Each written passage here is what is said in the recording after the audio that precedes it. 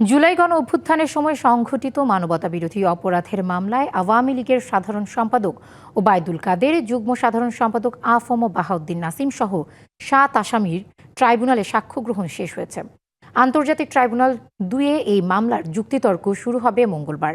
মামলার অন্য আসামিরা হলেন সাবেক প্রতিমন্ত্রী মোহাম্মদ আলী আরাফাত, যুবলীগের চেয়ারম্যান শেখ ফজলে শামস পরশ ও সাধারণ সম্পাদক মাইনুল হোসেন খান নিখিল এবং ছাত্রলীগের কেন্দ্রীয় সভাপতি সাদ্দাম হোসেন ও সাধারণ সম্পাদক শেখ ওয়ালি আসিফ ইনান। এ মামলার সব আসামি পলাতক।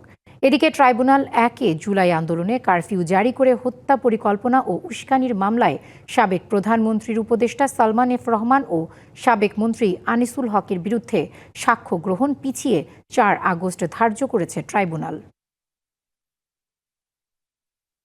নগদ নিয়ে এলো হার না মানা হার অফার। সর্বনিম্ন ১০,০০০ টাকা রেমিটেন্স নগদে পাঠালে থাকছে স্বর্ণের হার জেতার সুযোগ।